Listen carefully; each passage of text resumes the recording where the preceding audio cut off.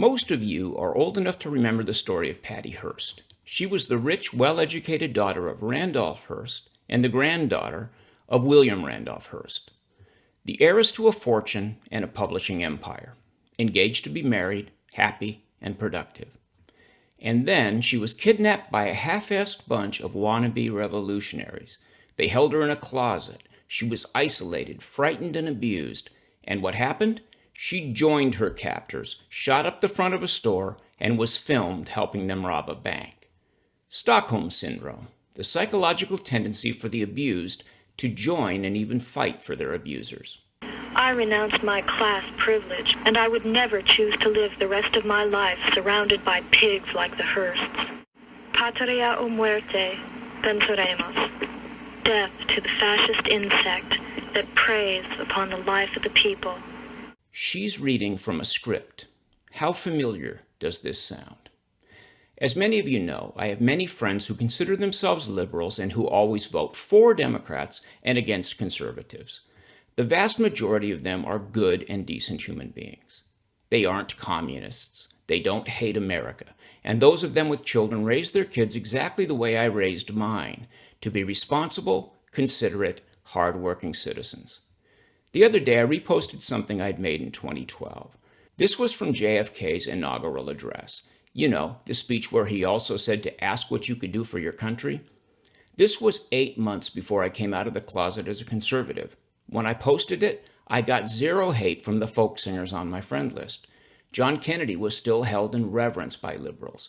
Now he'd be a moderate conservative just about like me, but way more of a poon hound. Watch for him to be canceled in the next round of Me Too. What's happened since that post is akin to what happened to Patty Hearst in 1974. My liberal friends' minds got kidnapped, locked up, deprived of perspective, and brainwashed. By 2016, people who I know are not hateful went online one by one and declared their undying hatred of Donald Trump and anybody who supported him. A tendency on the left to be controlling grew from a weed called political correctness to a massive choking vine called cancel culture. I was a respected figure in the Los Angeles music scene. But when I decided to back Romney rather than Obama in 2012, all of that changed. One guy who had never before dissed me published an open letter to me. He didn't hate on me. What he said to me, for all the world to see, is that my move away from the liberal tribe would ruin my reputation and cause me to become friendless and gigless. He wasn't wrong. He was trying to scare me and maybe shame me back into line. But he wasn't motivated by hatred. In his own mind, he was trying to protect me. Of course, I knew that he was really motivated by a deep-seated insecurity about his own place in the tribe. He was trying to warn me back into line, but he was doing it publicly in order to distance himself from me. He was making double sure that nobody associated him with me, as word spread that Dave Morrison was now persona non grata. There are few Republicans more moderate than Mitt Romney. Most of you would write him off as a rhino and give him no more thought.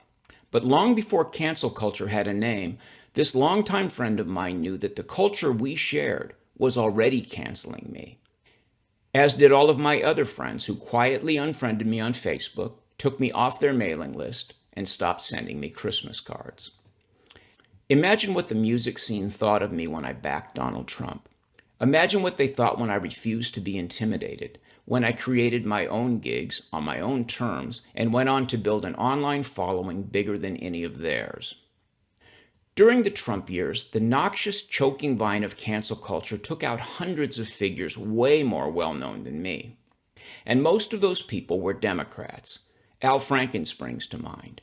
He was basically accused of being a guy and making other guys laugh with crude sexual references. You know, like guys have been doing since the dawn of time. Cancel culture in the form of the Me Too movement failed to cancel Trump for crudely making another guy laugh. But it canceled a whole lot of Democrats who, like Franken, were just collateral damage. The friends who dumped me never hated me. They never even really hated Donald Trump. They were just doing what Patty Hearst had done. They were trying to survive. And like Patty Hearst, they gradually lost all perspective and found themselves supporting things that they never thought they would. Example, police have killed another black man in Minneapolis. Yesterday, tens of millions of liberals went online to convict the new cops just as they did Derek Chauvin 11 months ago. Not because they know what happened, but because they know what would happen in their social group if they waited for the jury to decide. Like some of us are still waiting for in the current trial in Minnesota. But here's the good news. Many of my old friends have reached out to me in recent months. One couple invited me onto a Zoom song circle at Thanksgiving and again at Christmas. On one of those group video calls, a very well-known and connected guy from the world of acoustic music was present, and clearly a pretty woke guy. The male half of that couple praised me for having innovated a type of concert that he and his wife had emulated. He basically credited me with some of what the community loves about him. He did this publicly for all to see, even as Donald Trump supporters were crying foul at the top of their lungs, and I was making my living as a conservative commentator. That took courage. The other day, a singer-songwriter friend who had just pretended I didn't exist for the last 4 years sent me a song he'd written. It's a beautiful song. It's about the complexities of being a human being. This morning I wrote back to him. As far as I'm concerned, our friendship is back on track. What I'm trying to say here is this. A massive case of Stockholm Syndrome has had millions of good-hearted Democrats locked in a closet for years. They've been held hostage, plain and simple. I can forgive that. I understand as well as anybody how important it is to belong to something, to be a part of something.